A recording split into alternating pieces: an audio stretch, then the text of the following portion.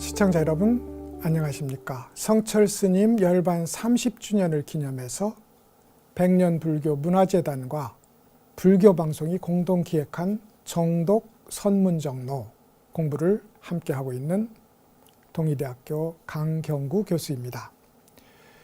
우리는 지금 제4장 무상정각론을 공부하는 중에 있습니다.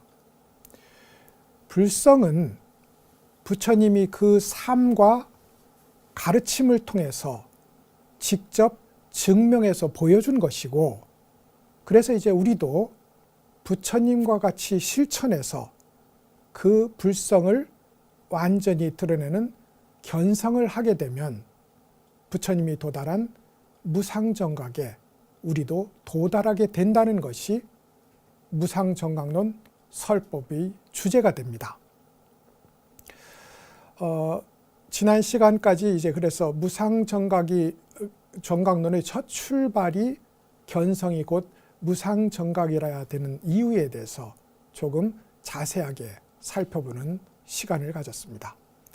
오늘은 역시나 이제 무상정각에 대한 성철 스님의 관점을 살펴보는 시간을 갖도록 할 건데요. 그 전에 먼저 선문정로에서는 아니고 1967년 백일법문을 설하던 당시에 성철 스님이 불성에 대한 찬탄과 무상정각의 경계에 대한 찬탄을 노래한 성철 스님의 노래 하나를 소개해 드리고자 합니다. 참으로 기이하다 내 집에 보배 창고여, 무한히 신기로운 공덕이 오묘하여 헤아리기 어렵구나. 생각의 차원을 문득 벗어나면 마음의 근원을 깨닫게 되리니 신령한 빛이 무너지지 않는 몸을 길이길이 비추리라 는 이야기예요. 한 번 듣고는 언뜻 이해가 안 될 수 있겠으면 약간의 설명을 가하자면, 기이하도다 내 집의 보배 창고여, 이건 우리 모두가 갖춘 불성에 대한 찬탄이 됩니다. 그것은 노력하지 않아도 이미 열애의 다양한 공덕과 지혜를 갖춘 것이므로 무한히 신기로운 공덕이 오묘해서 헤아리기 어렵다고 표현했어요. 우리 스스로가 써도 다함이 없는 부처의 공덕을 내재하고 있다. 그래서 그 경계는 어떠한 언어와 어떠한 사고를 가지고도 이해를 시킬 수도 없고 이해를 할 수도 없다.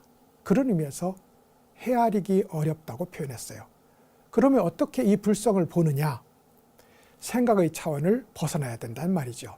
그래서 생각의 차원을 문득 벗어나 마음의 근원을 깨달으면 우리가 지난 시간까지 삼세육추라고 표현한 생각의 작용들을 모두 끊어내고 그 바탕자리에 남는 마음의 근원, 다시 말해서 불성 혹은 자성을 깨닫게 되면 그때 신령스러운 만고의 빛이 무너지지 않는 부처님의 법신을 길이길이 비추는 경계를 확인하게 될 것이다.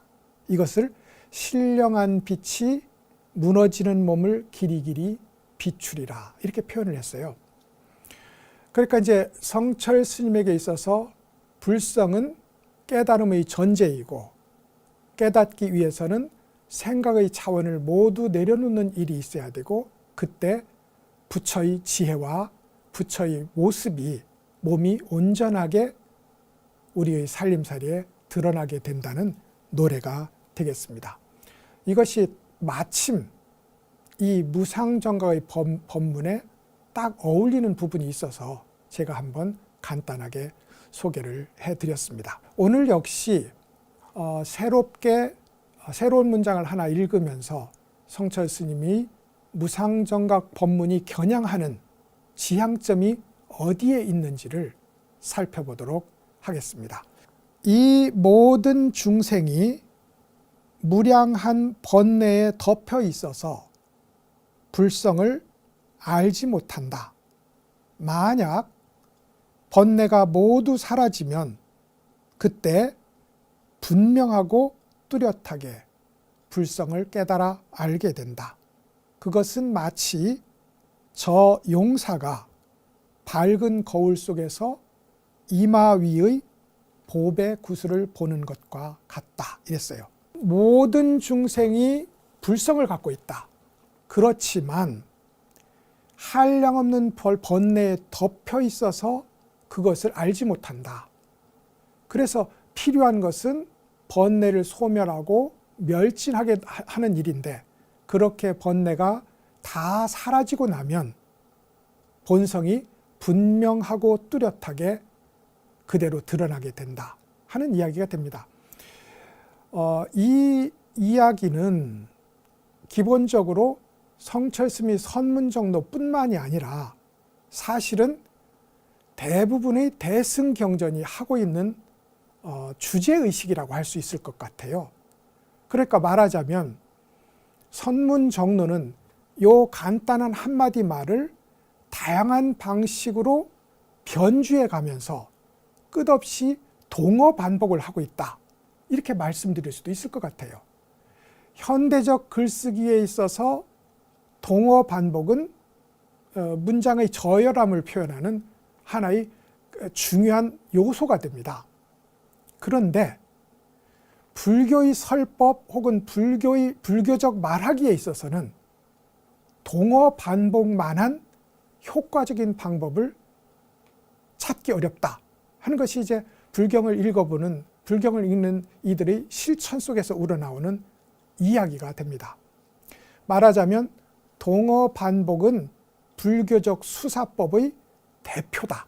이렇게 설명을 할 수 있을 것 같아요.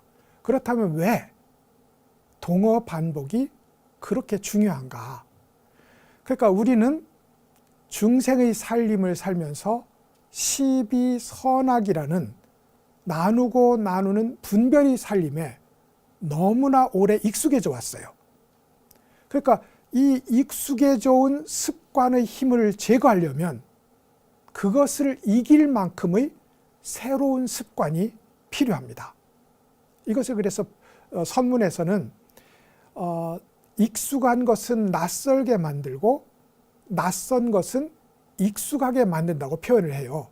그러니까 세속적 살림살이는 우리에게 익숙한 것인데 이것을 점점점 낯설게 하고, 부처님의 중도의 법문은 혹은 불성의 법문은 우리에게 이해하기 어려운 낯선 것인데 이것을 자꾸 듣고 읽음으로써 우리에게 내면화되고 상식화되고 습관화되도록 하는 길을 걸어야 된다는 겁니다. 그래서 금강경 한 권이 사실은 또 모두 각각의 문장들이 거의 대부분 동일한 말을 하고 있음에도 불구하고 그것을 거듭 읽는 것이 우리를 부처님의 자리에 근접한 곳으로 안내하는 길이 되고, 심지어 금강경이 되었던 화엄경이 되었던 법화경이 되었던 100번, 1000번, 3000번, 10만 번을 읽는 소위 독서가 중요한 미덕으로 평가를 받는 이유가 바로 그렇게 무한한 반복을 통해서 우리에게 습관화된 중생살림을 물리치고 새로운 습관을 내재화하는 일이 된다. 그런 면에서 이제 불교의 수사학에 있어서 동어 반복은 극히 중요하고 효과적인 수사법이라고 할 수 있습니다. 그러니까 지금 당장 우리가 무상정각의 설법에 들어와서도 계속 읽어나가는 인용되는 문장들이 다 동일한 지점을 가리키고 있다는 것을 크게 문제 삼을 필요는 없어 보입니다. 그 다음에 이제 불교적 수사법의 두 번째는 비유법입니다. 우리가 분별의식으로 이해할 수 없는 부분이 분명히 불교의 진리 담론에는 있어요. 근데 이 이해할 수 없는 것을 어떻게 이해에 근접하게 데려갈 것인가, 이것을 고민하는 과정에서 비유담을 많이 가져오게 됩니다. 여기서 이야기한 용사의 이마에 박힌 밝은 보배구슬, 그것을 거울에 비춰보는 것을 가지고 불성을 보는 깨달음의 비유로 삼은 것 역시 전형적인 비유담의 한 예라고 할 수 있을 겁니다. 이 용사의 이마에 박힌 보배 구슬이라는 비유담은 이런 겁니다. 한 나라를 지킬 수 있는 그야말로 용기와 힘을 갖춘 한 용사가 있었어요. 근데 이 용사의 이마에는 보배 구슬이 하나 박혀 있었던 겁니다. 그리고 그것이 힘의 원천이었어요. 그런데 어느 날 다른 싸움꾼과 싸우다가 이마를 부딪히는 바람에 이 보배 구슬이 이마에 함몰되고 맙니다. 그러니까 아무리 보아도 있었던 보배 구슬이 사라지게 되고 그로 인해서 용사가 갖추었던 지혜와 힘이 모두 사라지게 됩니다. 근데 이제 그것뿐만이 아니라 보배 구슬이 함몰된 자리가 상해서 소위 골마 터지는 일이 있게 됩니다. 이때 이제 밝은 눈을 가진 의사가 와서 치료를 하면서 보니 이마 속에 보배 구슬이 그대로 있는 거예요. 그래서 딱정이를 걷어내고 고름을 짜내고 이 구슬을 드러내어서 이 용사에게 말합니다. 당신이 본래 갖고 있던 힘과 지혜의 원천인 보배 구슬은 어디를 간 적이 없고 당신의 이마에 그대로 남아 있습니다. 이 용사가 믿지 않자 거울을 직접 들어서 이 용사에게 밝게 비춰 보여줍니다.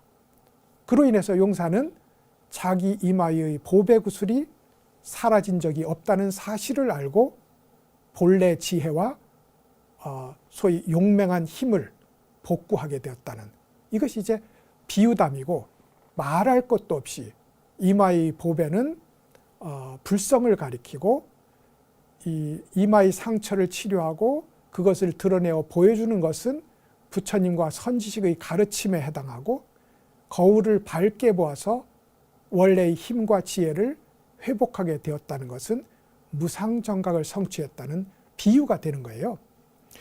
이러한 비유담들이 불교의 이해하기 어려운 얘기들을 우리의 의식에 인상 깊게 남도록 하고 그 남은 인상들이 점점점 쌓이면서 우리가 수행이 깊어짐에 따라서 진실한 실상을 보는 방아쇠의 역할을 하게 된다. 이것이 이제 비유담의 역할이기도 합니다. 그래서 이제 151쪽에 모든 중생들이 불성을 갖고 있는데 번뇌에 뒤덮여서 볼 수 없다. 번뇌를 끊으면 불성이 완전하게 드러나는 일이 있다는 이 동어 반복은 이후로도 무수히 만나게 될 문장들이고, 그리고 그것이 문장의 낭비가 아니라 불교에서 개발한 불교의 진리를 습관하고 내재화하는 하나의 언술 전략이라는 점, 이걸 말씀드렸고, 용사의 이마구슬을 가지고는 불교의 비유담 전략이 이해하기 어려운 것을 가장 이해에 근접하도록 인상에 남겨두었다가 이후에 바로 눈뜨는 어떤 계기로 삼기 위한 언술 전략이었다는 점을 우선 살펴보았어요. 그러면 이제 이 문장을 한번 볼까요? 번뇌를 제거한다 했는데 어떻게 제거한다고 했느냐면 번뇌의 현상과 본질을 잘 알아서, 그래서 이제 이 번뇌를 제거한다고 했는데 번뇌가 모두 사라지면 그러면 불성이 드러난다고 했어요. 번뇌는 이렇습니다. 행위된 결과로서의 번뇌가 있고요. 그 다음에 행위가 일어나기 전의 번뇌가 있고, 행위로 나타나지 않지만 저 깊은 속에서 계속 번뇌의 원천이 되는 샘물이 있어요. 이렇게 세 개의 층차가 있다고 할 수 있을 것 같습니다. 당연히 살인이나 도둑질이나 그리고 음행 같은 것은 결과로 나타난 번뇌가 될 것 같고요. 탐욕이나 분노나 어리석음 같은 것은 결과로 행위로 나타나기 이전의 마음에서 일어나는 번뇌가 될 겁니다. 그리고 이 모든 번뇌의 뿌리에는 아리아식 차원의 미세한 마음의 움직임이 있게 된다는 것입니다. 이게 심층의 번뇌라고 표현을 할 수 있을 거예요. 이것을 다스리는 방법이 각자 차이가 있게 됩니다. 행위로 나타난 번뇌에 대해서는 계율과 참회가 필요할 것 같고요. 그 다음에 마음속에서 일어나는 탐욕과 분노와 어리석음 같은 것은 그것에 딱 맞는 의사가 대증요법을 쓰듯이 대치의 방법이 있을 겁니다. 전에도 한번 말씀드린 기억이 나는데, 탐욕은 무엇인가 애착하는 것이 있기 때문에 일어납니다. 그렇다면 그 애착하는 것이 고름과 콧물과 눈물과 더러운 것으로 구성되어 있다는 것을 보는 소위 부정관을 실천한다면 탐욕의 정도가 약해질 것이고 궁극적으로 탐욕이 사라지는 결과를 갖게 될 것이다. 이게 이제 상대하여 다스리는 방법, 대치법이라고 부릅니다. 분노가 습관화된 사람에게는 자비관을 닦도록 하고, 어리석음이 내재화되고 습관화된 이에게는 우리 존재가 홀로 독립적으로 존재하는 것이 아니라 상호간에 서로 의존하는 관계로 성립한다. 그러므로 볕단의 한쪽을 치우면 다른 볕단이 쓰러지듯이 우리의 존재 역시 홀로 독립적으로 존재하는 경우는 없다는, 소위 인연관을 닦음으로써 우리 속에 내재화되어 있는 어리석은 무명을 닦아낼 수 있다 이 말이죠. 이것이 이제 대치의 방법입니다. 이것에 비해서 모든 경우에 통하는 것이지만 특히나 깊은 심층의 무명을 상대하는 방법으로는 무심의 실천이 가장 유용한 방식으로 제시됩니다. 말하자면 불성을 가리고 있는 것이 번뇌이고 번뇌의 뿌리가 생각이란 말이죠. 그러면 생각이라는 구름을 걷어내는 일만 있으면 불성은 저절로 드러나게 된다. 이것이 무심을 실천하는 수행의 내용이 되고, 이 선문정로가 주장하는 것은 바로 우리의 모든 수행이 지금 당장 무심을 실천하고 그리고 궁극적으로 무심을 완성하는 일 외에 다른 것이 아니라는 주장으로 이제 나타나게 됩니다. 이를 통해서 이제 성철 스님은 가장 미세한 마음작용까지 사라진 궁극적 무심이 되면 견성은 저절로 일어나게 된다는 주장을 여기서 펼치게 됩니다.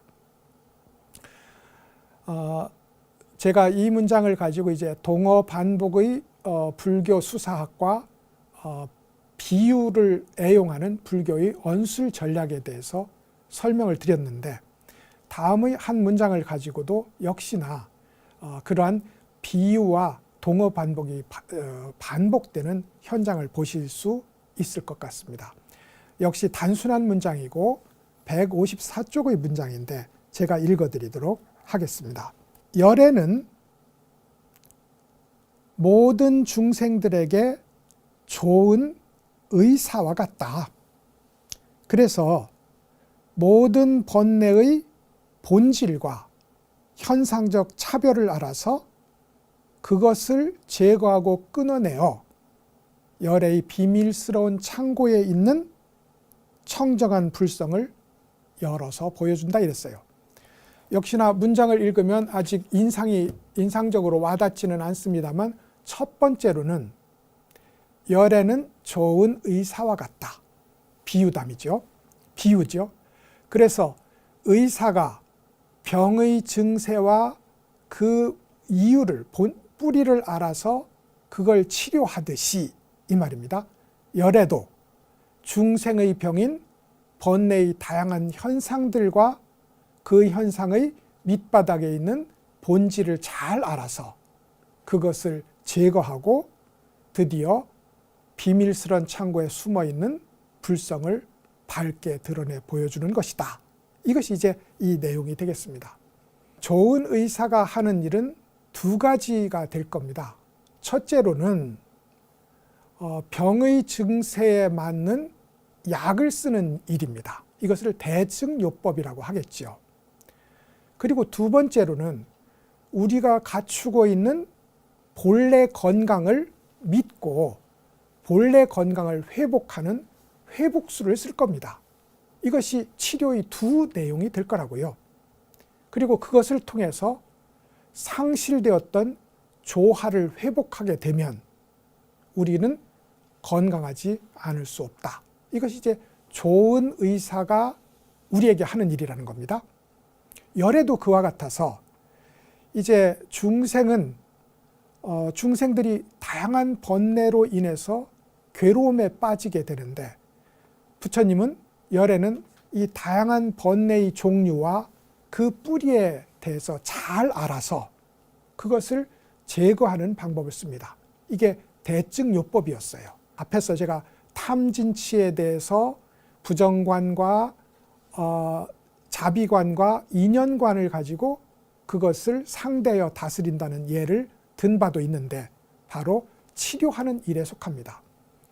그런데 이 치료와 동시에 우리가 본래 갖춘 건강한 몸을 갖추고 있듯이 우리가 본래 갖춘 불성을 활성화시키는 일도 열의 가르침 속에서 이제 일어나게 됩니다.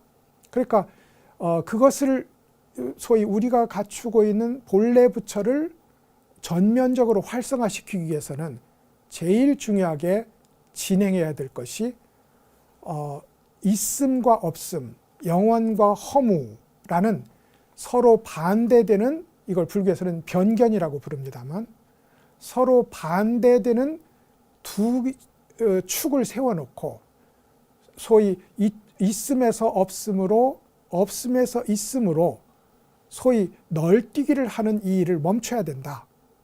그 널뛰기를 하는 일을 자벌레의 움직임이라고 비유할 수도 있을 것 같아요. 자벌레라는 벌레는 자기가 지금 디딘 위치를 가지고 다음의 위치로 옮겨갑니다. 그리고 그 다음의 위치의 바탕에서 그 다음의 위치로 또 옮겨가요. 그러니까 있음의 바탕에서 없음이라는 견해로 건너가고 없음이라는 견해의 바탕에서 다시 있음이라는 견해로 건너가는 있음과 없음의 자벌레 운동, 이것이 또 우리의 중생살림의 정체이기도 하거든요. 그런 의미에서 부처님은 이 운동을 중지함으로써 본래 갖추고 있는 불성이 완전하게 드러날 수 있는 길을 제시했다. 그런 의미에서 부처는 좋은 의사와 같다. 이렇게 이제 비유적으로 표현을 한 겁니다. 그렇기 때문에 이제 제가 대증요법에 해당하는 번뇌 끊기와 완전한 불성의 완전한 구현이라는 두 가지가 부처님이 우리에게 가르쳐준 소위 번뇌를 벗어나서 깨달음을 성취하는 길에 속한다는 것이고, 당연히 선문정로의 기본적인 가르침은 이 두 가지를 겸하고 있지만 무엇보다도 생각이라는 분별이라는 유심작용을 끊는 소위 분별의 자벌레 운동을, 분별의 널뛰기 운동을 멈추도록 하는 길로 화두참고의 길을 제시했다는 점을 우리는 꼭 기억할 필요가 있다고 생각을 합니다. 열의 비밀스런 창고에 대한 비유는 여러 차례 있었던 것입니다. 이 비유와 관련해서 가난한 여인의 비유가 이 경전에 그대로 소개가 되어 있어요. 가난한 여인이 있었다는 겁니다. 그런데 눈 밝은 선지식이 지나가다 보니까 그 여인의 마당에 황금이 묻혀져 있어요. 그래서 이제 여인에게 이렇게 얘기합니다. 당신이 불행하게 살고 있는데 내가 당신의 불행을 해소시켜 주겠습니다. 어떻게 하면 좋겠습니까? 우선 저 지저분한 마당의 풀과 잡초부터 먼저 베어냅시다. 그래서 이제 여인이 풀과 잡초를 베어내요. 그러자 이 눈 밝은 선지식이 다시 말합니다. 그러면 이제 마당을 한번 파보세요. 그러자 여인이 그렇게 못하겠습니다.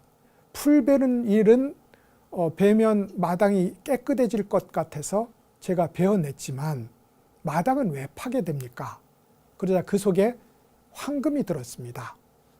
아니, 집주인인 우리도 모르는 그 일을 바깥 사람인 당신이 어떻게 안단 말입니까? 그러자 당신 나를 좀 보세요. 내 얼굴에 보이는 이 평화와 만족과 너그러움이 어디에서 왔다고 생각합니까? 바로 내 마당에 있었던 황금을 파내서 내가 쓰고 있기 때문에 이런 결과를 맞게 되었습니다. 그러자 여인이 나도 그렇게 되고 싶다는 생각이 들어서 마당을 파게 됩니다. 그러자 조금 파니 황금 조각들이 나오고 더 파고 파다 보니 완전한 황금 덩어리를 찾아내서 부자로 살게 되었다. 이것이 빈곤한 여인의 비유담입니다. 여기서 잡초를 베어내는 것은 불교의 부처님이 처음에 가르쳤던 소위 탐욕과 분노와 어리석음이라는 잡초를 베어내는 길을 이제 가리키고 땅을 파서 근본적으로 이 불행을 치유할 수 있는, 해소할 수 있는 무한한 보배의 황금덩어리를 발견하도록 땅을 파는 일은 번뇌를 제거해서 불성을 드러내는 일에 대한 비유가 된다. 이렇게 이제 경전에서 설명을 하고 있습니다. 이것이 이제 열의 비밀 창고를 여는 일과 여는 일에 대한 또 하나의 비유로 제시되어 있다는 점을 설명을 드리고 싶습니다. 이렇게 하다 보니 말입니다. 번뇌를 끊는 일과 불성을 드러내는 일 두 상호 간에는 순환 운동 같은 것이 있어요. 그래서 무슨 얘기인고 하니 불성이 있다는 걸 믿음으로 번뇌를 끊습니다. 번뇌를 끊음으로 불성이 더 깊게 확인됩니다. 불성이 더 깊게 확인됨으로 번뇌를 끊는 일이 더 강력하게 진행됩니다. 이렇게 번뇌를 끊어서 불성으로, 불성을 보아서 번뇌 끊기로 하는 이 운동이 점점점 심화되고 점점점 깊어지는 이런 관계가 번뇌 끊기와 불성 확인하기에 상호간에 있는 관계라고 할 수 있습니다. 그리고 그 결과는 당연하지만 안욕따라 삼맥삼불이라고 불리는 무상정각의 성취로 결과가 일어날 것이라는 점은 분명하다고 할 수 있습니다. 성철 스님은 여기에서 이제 두 가지를 강조합니다. 참 부처님이 제가 빈곤한 여인의 비유를 들었기도 했고 용사의 이마에 박힌 구슬의 비유를 들기도 했는데 그때마다 나타나는 눈 밝은 의사, 눈 밝은 선지식은 모두 부처의 다른 표현이라는 것을 우리 모두 알고 있을 거예요. 그래서 그렇게 당신의 삶과 당신의 끝없는 가르침으로 우리에게 불성이 있다는 것을 스스로 증명해 보이고 그리고 우리에게 지속적으로 가르침을 내려주신 부처님의 은혜는 참으로 분골쇄신해도 갚기가 어렵다 하는 것이 첫 번째의 평가이고요. 소위 이 부처님의 불성 열어보인 이 가르침에 대한 평가로 두 번째로는 그렇기 때문에 완전한 황금이 나타날 때까지 번뇌를 제거하는 일에 해당하는 땅 파기를 멈추어서는 안 된다. 끝까지 파내서 그 황금 덩어리가 온전히 드러날 때까지 파내고 파내는 일, 이게 번뇌를 제거하는 일이죠. 파내고 파내는 일을 멈추어서는 안 된다. 이것이 이제 무상정각론에서 이 문장을 인용한 이유라고도 할 수 있습니다. 그러니까 중간에 멈추는 일, 이걸 이제 교학에서는 부분적 깨달음, 그리고 이제 도노 점수에서는 이해 차원의 깨달음이 있다고 하고 그것을 아주 중요한 것으로 다루게 됩니다. 그런데 성철 스님이 그것을 부정하는 건 아니에요. 왜냐하면 분명히 교학에서는 보살의 지위를 언급해 가면서 번뇌가 차츰차츰 끊어져 가는 단계를 말하게 되고, 그것은 당연히 부처님이나 조사님이나 깨달음의 전체 생애를 가지고 학문적으로나 논리적으로 나누어 보면 그런 단계가 나눠져요. 그런 의미에서 불교에 그런 소위 지위나 부분적 깨달음이 없다는 것은 아닙니다. 그런데 성철 스님은 선사로서 지금 당장 여기에 모든 것을 걸어서 부처님의 마음과 만나기를 기약하는 선사로서 여기까지는 몇 차원의 깨달음이고 여기까지는 10분의 5의 깨달음이고 이렇게 말하는 일이 참선을 공부하는 수행자에게 무슨 의미가 있느냐는 회의적 관점을 계속 피력하는 거라고 생각이 듭니다.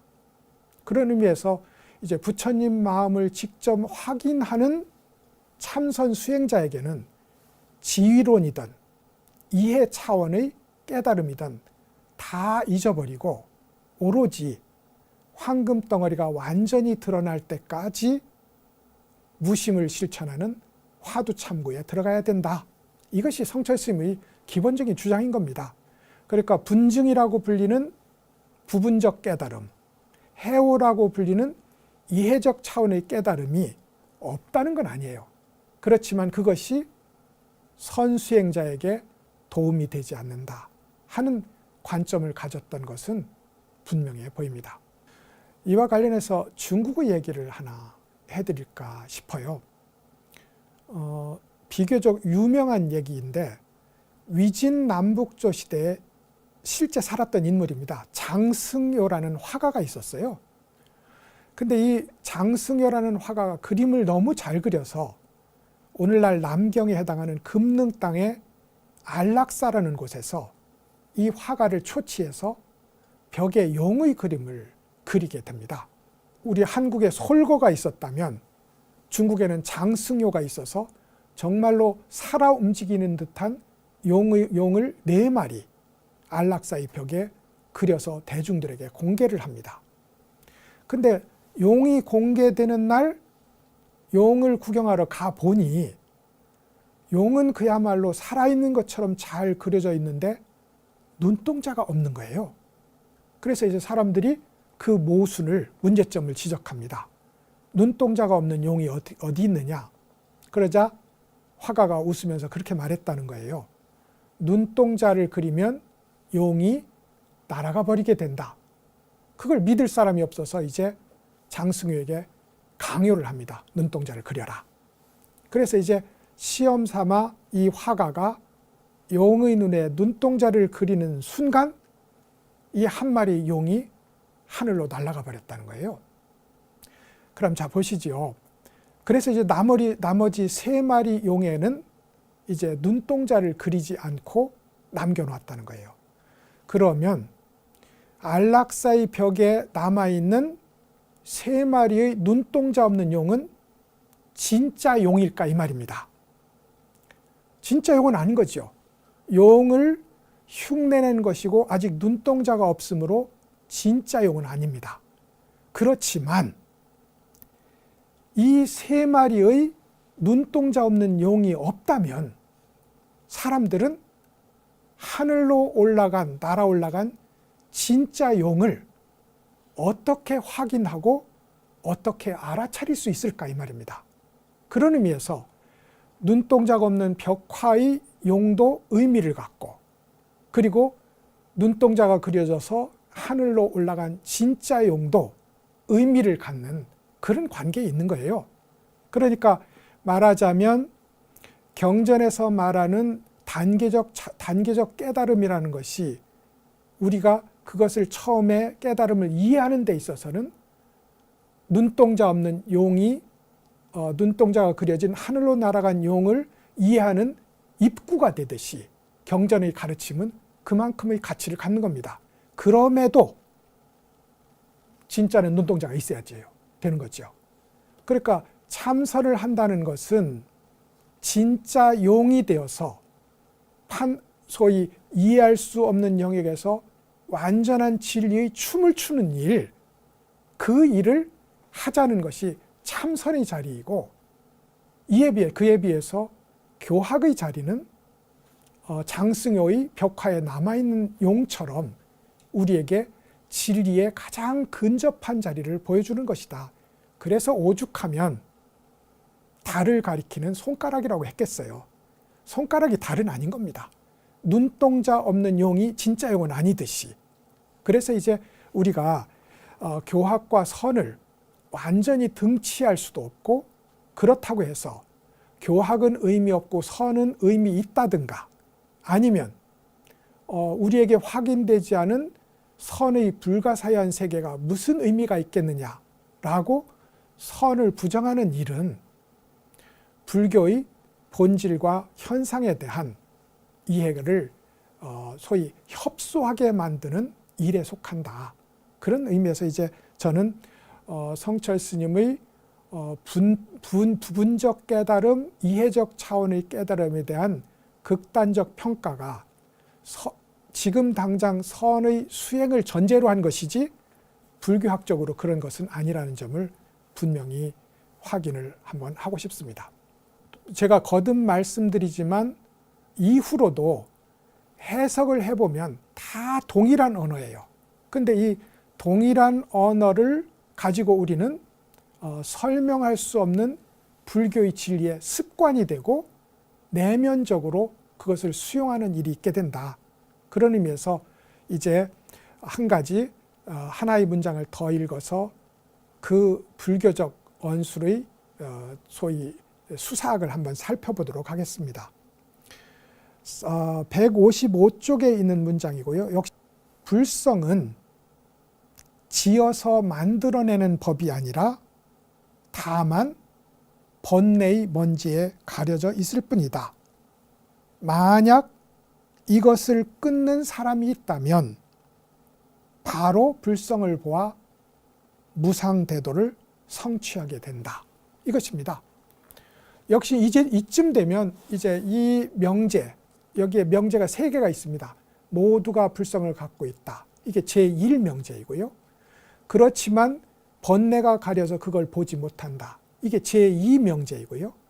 번뇌를 끊으면 본래 갖춘 불성이 완전하게 드러나서 무상정각, 부처님의 깨달음이 그대로 성취된다 하는 것이 이것이 제3명제입니다.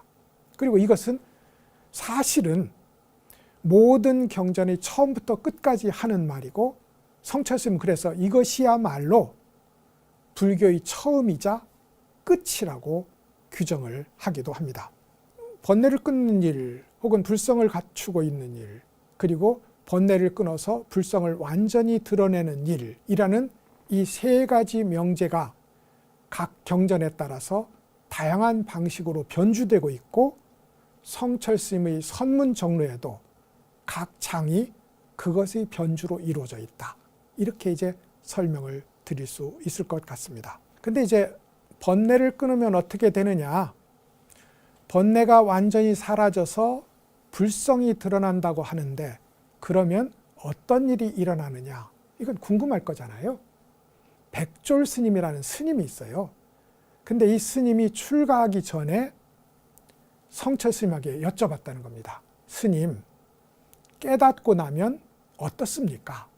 그러자 성철 스님이 이제 웃으면서 이렇게 말했다는 거예요. 그게 알고 싶다고?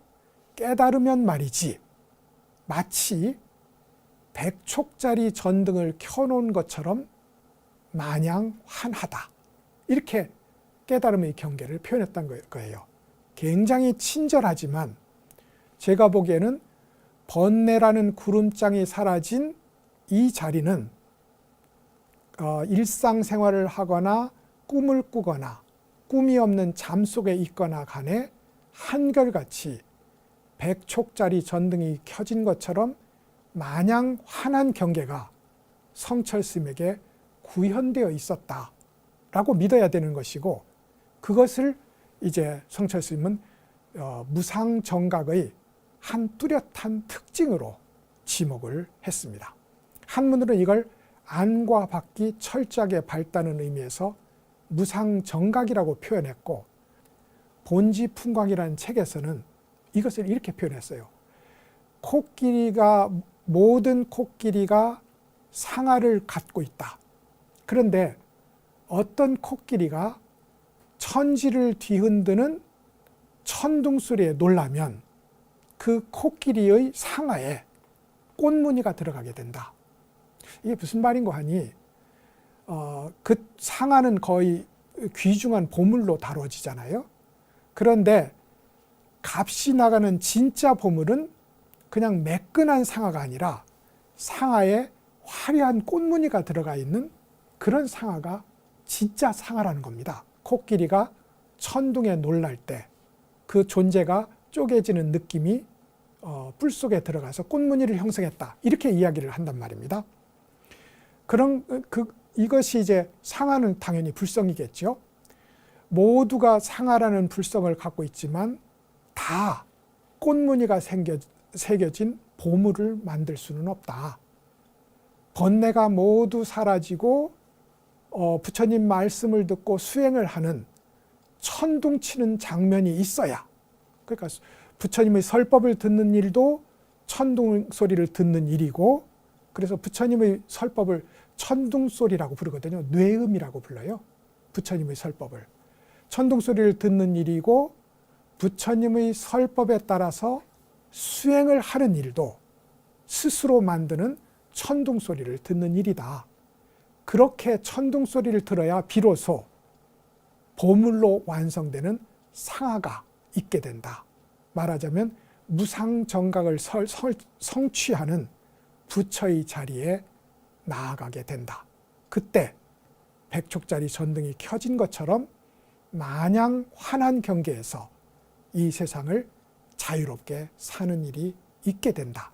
이것이 이제 성철 스님의 불성은 지어서 만들어낸 법이 아니라 먼지에 가려져 있는데 다만 부처님의 설법을 듣고 스스로 수행해서 마치 무늬 없는 상아에 꽃무늬를 새겨 넣어서 지상의 보물로 삼듯이 우리가 갖춘 불성을 현실화시켜서 무상정각을 성취하는 일이야말로 우리에게 가장 중요하고 그리고 의미 있는 일이다 라고 이제 강조를 하는 것이 무상정각론의 기본적인 주제 중에 하나라고 설명드릴 수 있을 것 같습니다.